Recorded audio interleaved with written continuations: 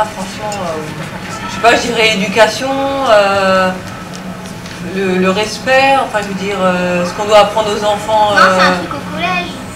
Au collège? Ouais. C'est la religion.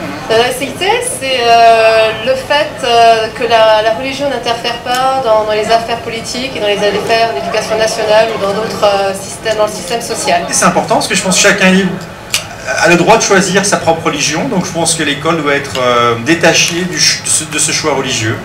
Et c'est à chaque personne ensuite de faire son propre choix en fonction de ses croyances. Ouais, c'est pareil, hein, chacun sa religion. Ouais, après, dès qu'on se montre aux autres, quoi. Après, la religion, c'est à chacun, ça sert à rien de la montrer forcément aux autres, quoi. Si les gens ils ont une croix, un voile, l'essentiel c'est qu'on me respecte, qu'on nous respecte. Non, là, moi, dans le lycée, ça va, quoi. On n'est pas pareil, quoi, mais on se respecte entre nous, quoi. C'est notre maturité, quoi. Moi, ça me dérangerait même pas s'il y a un musulman qui veut faire sa prière au travail, en temps et temps d'heure, ouais, pourquoi pas, il n'y a pas de souci. Hein. Moi, j'ai une tolérance, hein. J'ai aucun problème à avoir quelqu'un qui va travailler à côté de moi avec une kippa ou un voile, ou peu importe, hein, vraiment, à partir du moment où le travail est là et bien fait, il n'y a pas de raison, à mon sens.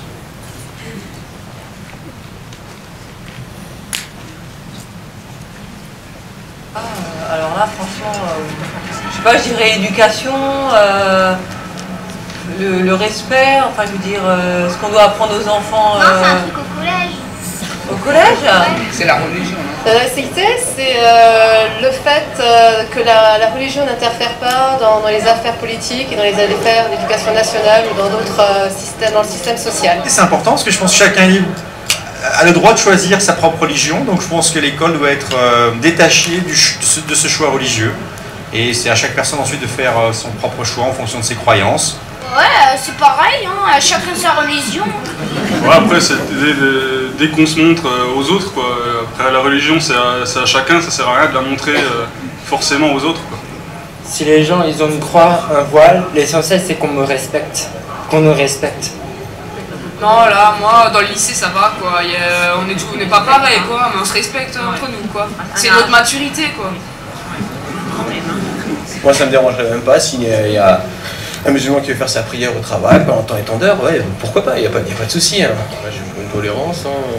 J'ai aucun problème à avoir quelqu'un qui va travailler à côté de moi avec une kippa ou un voile, ou peu importe, hein, vraiment, à partir du moment où le travail est là et bien fait, il n'y a pas de raison, à mon sens. Si l'on remonte à l'origine de l'étymologie latine du mot religion, nous voyons bien qu'il est issu du verbe religare. Hein.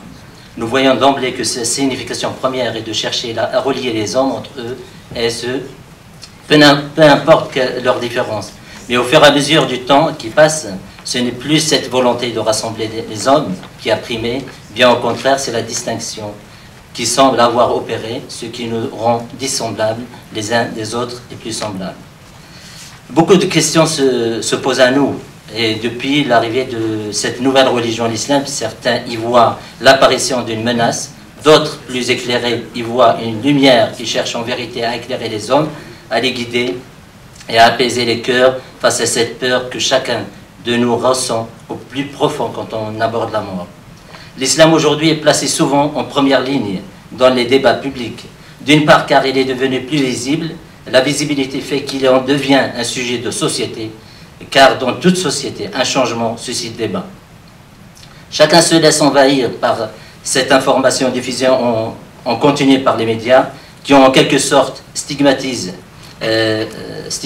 l'islam et toute la communauté musulmane, qui ne posait aucun problème jusqu'à là, depuis la Première Guerre mondiale. Pensons quelques instants à ces musulmans qui ont sacrifié leur vie et qui se sont battus au nom de la France et des valeurs qu'ils ont jugées plus importantes. Ils n'ont pas hésité, malgré leurs différences de culture, de langue et de religion, à s'allier pour aider la France qui vivait l'un de ses pires événements historiques. Le mémorial de Domon est là pour rappeler ces héros musulmans. Il ne doit pas être oublié pour tous les Français. Nous en sommes le digne héritage. Rappelons que la religion musulmane appelle au dépassement de soi, à approfondir la connaissance du monde, à respecter la création de Dieu sous toutes ses formes. Elle se veut complémentaire aux autres religions et ne cherche pas à s'imposer. L'islam se veut la réalisation de l'homme sans cesse dans la recherche de l'amélioration de son être et de son essence. L'homme qui respecte son prochain, ne juge pas, développe son altruisme, se comporte bien vis-à-vis de sa famille, de ses voisins, et sa générosité par ses dons aux nécessiteux. Voilà la définition du musulman véritable. Néanmoins, les médias avides de sensations fortes et à la recherche de l'audimat maximal n'ont pas à cœur de montrer cette réalité qui concerne pourtant la majorité des musulmans. Je fais appel à votre bon sens et à votre esprit critique pour prendre de recul et de la distance envers ces divers amalgames qui ne font que crier conflit, méfiance et attissent la haine entre les hommes. Le siècle des Lumières a mis en relief le combat contre le fanatisme religieux mené par des écrivains philosophes tels que Voltaire et Montesquieu, alors que l'islam n'existait pas en France à ce moment-là.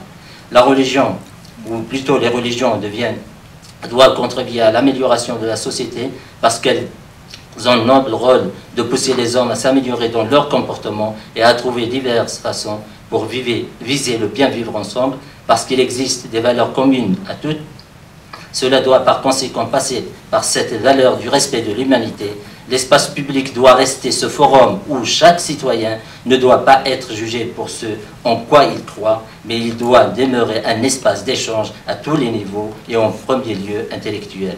Chaque citoyen veut accomplir sa vie privée, un élément fondamental de la religion de son choix, la médiation ou la prière. L'homme a ce besoin de se remettre en question pour avancer dans sa vie, et cela passe souvent par la méditation, la prière, les lectures théologiques et religieuses. Nous pouvons voir aujourd'hui un phénomène qui est celui de symboles dans certains citoyens de toutes confessions confondues.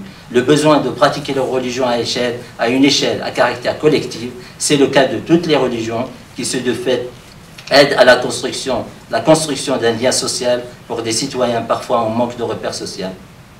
En effet, les pratiques religieuses sont largement reflétées dans l'espace public lorsqu'il est question de mariage, de funérailles, de pèlerinage, de procession. Mais si l'on observe bien les citoyens croyants de diverses religions, on les voit se rendre à l'église pour les catholiques, dans les synagogues pour les juifs et dans les mosquées pour les musulmans, parce que ce sont des moments de communion générale. En France, il ne faut pas oublier notre chère devise « Liberté, l'égalité, égalité et fraternité », très chère aux philosophes des Lumières, qui permet à chaque citoyen français d'être libre de choisir sa religion et ses convictions sans pour autant représenter un danger. Comment une religion qui prend l'amour pour son prochain, la fraternité, la générosité envers les nécessiteux et la solidarité pourrait-elle vouloir autre chose que l'amélioration de la société et de ses citoyens? L'islam doit rester cette religion qui appelle à la bienveillance, au partage et à la grandeur de l'homme. Elle doit permettre une coexistence entre tous les hommes de la diversité, croyants, agnostiques, athées, alors regardant dans la même direction et faisant de nos différences une richesse réelle pour ce grand pays qu'est la France. Ne sombrons pas dans cet obscurantisme qui a mené à tant de guerres meurtrières par le passé. Au contraire, poursuivons ensemble ce combat déjà entamé par d'autres contre les inégalités, les injustices et le fanatisme religieux. Malheureusement, les fanatiques sont présents dans notre société et la meilleure façon de les combattre est d'aider notre République, notre pays et notre société dans laquelle nous vivons. Et je tiens à le préciser, c'est de préparer et protéger la jeunesse. C'est elle envers qui nous offrons le futur. Le fanatisme est un sujet redondant qui revient souvent quand on parle d'orthodoxes, de musulmans radicaux, d'imams autoproclamés, j'en passe. Pour finir, il faut mentionner le rôle fondamental effectué, et ce, dans l'espace public et par conséquent celui de la société, par les associations, les foyers de bienfaisance, les maisons, les orphelinats, les hôpitaux, mais également par des groupes citoyens altruistes qui veulent vivre de cette adéquation avec leur religion et qui interviennent dans divers projets pour aider d'autres en difficulté. On peut voir là, si on canalise ces motivations religieuses de tant de personnes, il est possible d'en voir des réalisations très positives et fortement louables. C'est l'occasion de faire toutes sortes de distributions d'aide sociale, de mettre en place des temps d'écoute pour des patients qui n'ont plus de famille et qui redoutent ces moments où ils doivent seuls faire face à la maladie ou la mort de proches, par exemple. La religion est là essentielle face aux angoisses de cette grande inconnue qui est la mort. Elle apporte l'apaisement, le soulagement et des réponses que seule elle peut nous apporter à un moment où nos vies connaissent les pires angoisses et les pires épreuves. Je termine par conséquent, Exercer sa religion dans la société où l'on vit, sans nuire à quiconque et dans le respect de notre République, doit rester notre droit fondamental à la liberté religieuse, qui comprend la liberté de croyance, le droit à exercer librement les pratiques religieuses, sans oublier le droit des parents d'éduquer leurs enfants selon leurs propres croyances. Rappelons que la laïcité ne signifie pas l'interdiction des lieux de culte dans l'espace public, bien au contraire, on se doit de respecter la liberté de chaque individu dans la mesure où cela peut contribuer au bon vivre ensemble. Nous devons honorer cette liberté qui nous a été accordée depuis si longtemps. Nous devons garantir et faire en sorte que chaque citoyen puisse adhérer à l'organisation religieuse qu'il souhaite, et ce, toujours dans le respect de la République. Nous devons protéger et préserver cette égalité entre tous les hommes et toutes les femmes, et faire en sorte qu'un croyant de n'importe quelle confession ne subisse pas de discrimination par rapport à un athée. C'est une lourde responsabilité pour tous les dirigeants qui se doivent de faire progresser l'homme tout en lui assurant la protection de ses droits les plus fondamentaux. Paradoxalement, et je finirai sur cette ouverture qui oriente le sujet vers le point de départ, je dirais que le concept de la laïcité est finalement bien pensé,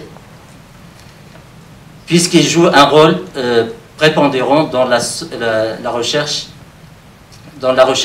d'égalité entre les citoyens.